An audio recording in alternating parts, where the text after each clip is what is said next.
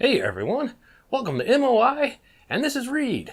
If this is first time here, hang around. I've got all sorts of interesting videos. Science, technology, philosophy, solar power, rugged individualism, bushcraft, anything else I can think of. So you might like it here. I encourage you, hit the subscribe button. Leave me some comments. Suggest ideas you'd like to hear about. I'm always interested. Now, let's get to the topic here as I finish plugging myself for a minute. I know, self-promotion, but it's important. Anyways, today I want to talk about the world's changing weather patterns. Oh yes, it's one of those videos. Lots of people have been talking about this stuff, and it's actually quite important. And I wanted to talk about an aspect that I think everyone is completely and totally missing. Whether you're talking about the grand solar minimum, we're all going to freeze to death, or you're talking about, anthropomorphic climate change, and we're all going to die a horrible, hideous death from the planet heating up and nothing can live. Now, both of those sides are a high extreme, and so I don't fully subscribe to that. Not on the edges. I also have a large faith in my ability to adapt, overcome, and succeed against any challenge I face.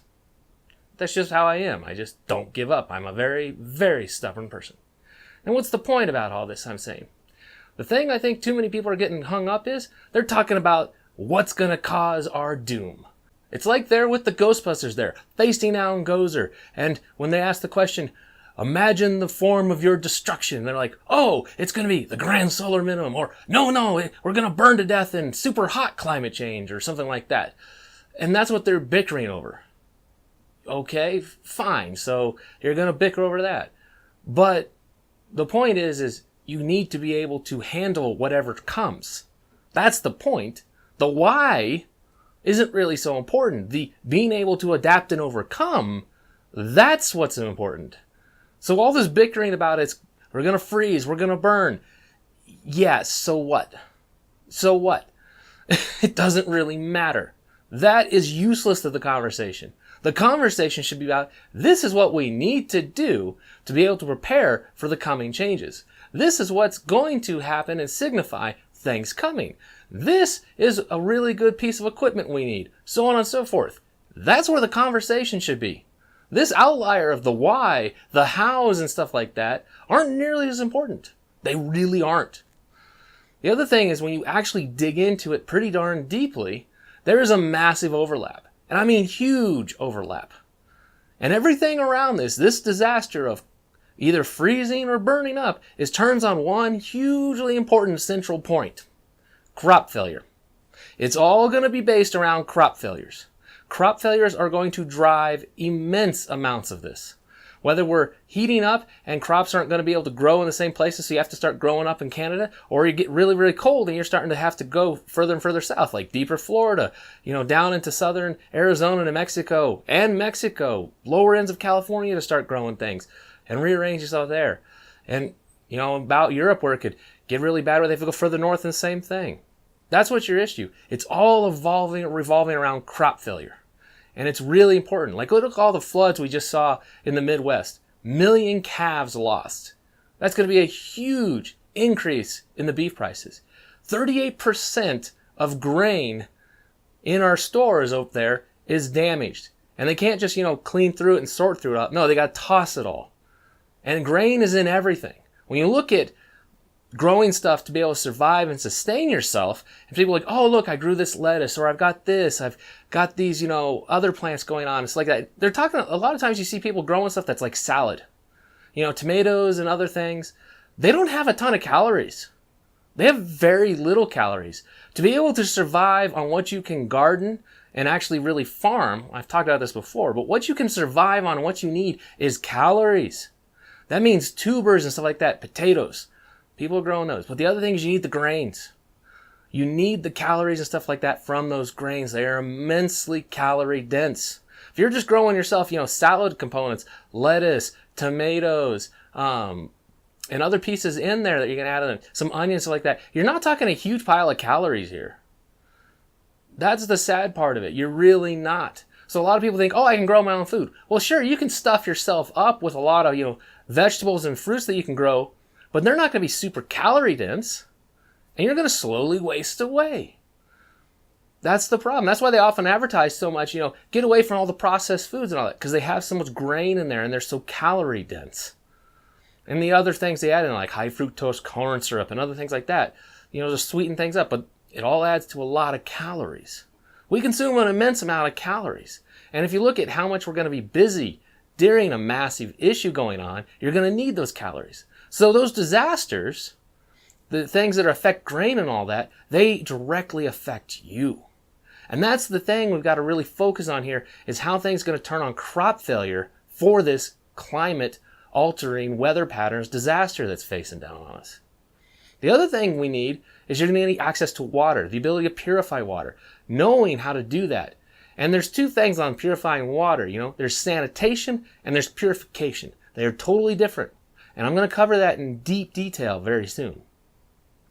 But then that's the thing, is you're going to need good water and how to manage it and clean it. If you get a massive runoff coming from a flood just like that, you've got all this stuff in your area, it may be contaminated with all sorts of chemicals, pesticides, fertilizers, just the oil from the streets, antifreeze maybe. That's all really bad. Plus, it'll be filled with pathogens and diseases. Some people get the most horrific infections from being out there walking through waters like that and get a cut on their leg and it gets infected and it's nasty. Last thing you need is some flesh-eating bacteria just tearing up your leg, and next thing they're going, we got to cut this thing off. Yeah, that's bad. Speaking of that, the other thing that's going to turn on, medical. We're all going to need medical supplies. Doesn't matter if we're burning up or freezing. Need medical. Very important. What else? Shelter. We need shelters. We need shelters that are very well insulated, very well protected. And that's what it is, because if it's getting really hot, you're going to need to be able to air condition and cool a place. But what if there's no electricity? So having like a wall that's like a foot thick and it's a giant thermal mass regulating the temperature of your house, hey. Or even better yet, you're dug into the side of a hill, so 3 walls of your house are fully insulated with earth, and you have very little thermal gain. That'll work. What if it gets really cold? Same thing. Giant thick walls for thermal mass, keep the heat in. Protect you. Same if you're dug in deep into the earth. The house will be very self-regulating. Very important thing to think about. Now actually, let's talk about how I kind of see some of this playing out. And it doesn't matter hot or cold, either way. The first big sign you're going to see is major crop failures. And I see that major problems, you're going to see the first effect going on in the third world. We're going to see issues develop in the third world. We're going to see this and that. There's going to be these giant, telemarketing things and all these commercials, all that. We got to help the third world. They're starving to death. They've got all these problems going on. We got to ship food over there. So people are like, oh yeah, let me donate food. We donate food and stuff like that. And so there's all this push to get this food over there. We send aid. But the thing is, there's not enough to send. We send a partial. We send the best we can. And the third world gets what we got. And people are like, oh, why are the food prices going up? Well, because we're also suffering a shortage, but they're not connecting that dot there, that what's going on is also affecting us. It just isn't fully apparent yet.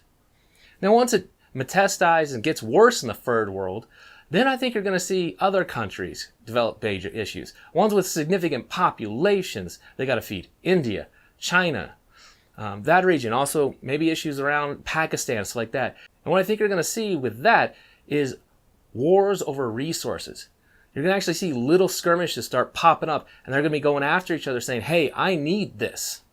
Looking for food and resources. When you got a starving population and, they're either going to charge after you, pull you out of the palace and cut off your head, or you can marshal them and say, hey, that guy over there? He's got all the food. We got to go get it from him.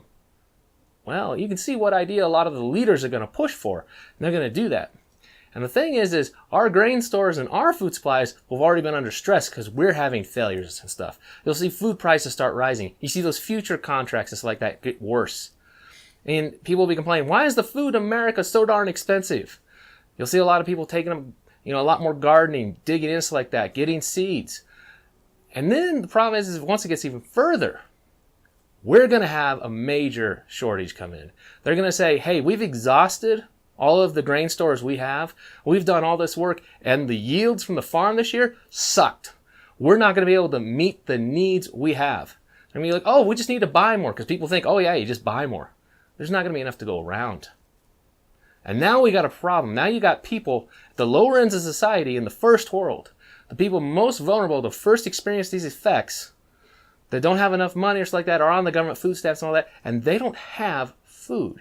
You're going to see food riots pop up. You're going to see people demanding things be treated like that. Medical supplies will get scarce. And major issues start developing. This is sort of a long-scale SHTF that can develop. We're talking years and years here. But the thing is, it's going to happen slowly at first and then ramp up. Really climb up to ugliness quickly. Because once you start seeing the food riots here and stuff like that, yeah, it's really going to go quickly to major SHTF after that. Plus, the prices are going to be so high, for those of you that are okay at the moment, you're going to find out it's getting quickly bad for you. You're not going to be able to procure enough, and your supplies are going to dwindle even further. Only the top wealthiest are going to be able to afford things. They're going to be saying, oh, you know what, we need to cut this out. We need to ration things. Everyone gets an equal share of the food. You're going to see class wars develop over things like that. So that's the thing I want to point out. And I'm going to cover a lot of this in a lot more detail. But the point I'm trying to make today is the why, what is the manifestation of our destruction. In these two cases, burning up planet or freezing cold, don't matter. The why is not nearly as important as how to adapt, overcome, and survive. And I'll talk in a lot more detail about the overlaps on this and what you can do to prepare for it. And that is the main thing. There's a huge, huge amount of overlaps, and we can prepare very effectively for both scenarios. The idea is to be flexible. See, I always had my own pet peeve of, this is the destruction I see coming. Well, the deeper you get into preparedness, to digging into this stuff like that, you realize that's a really bad narrow focus. Don't do that. What you need to be is very well-rounded, have skills and knowledge of all sorts of things like that. Specialization is for insects, not for us.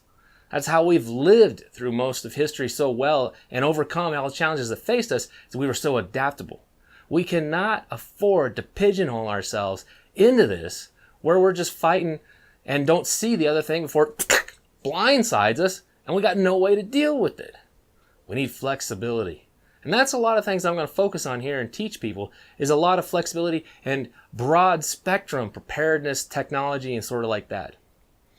So anyways, I hope this video has got you guys thinking. Leave comments. Let me know what specific thing you'd like to hear about in coming videos. I'm always open to ideas. And take care, everyone. This is Reed, out for now.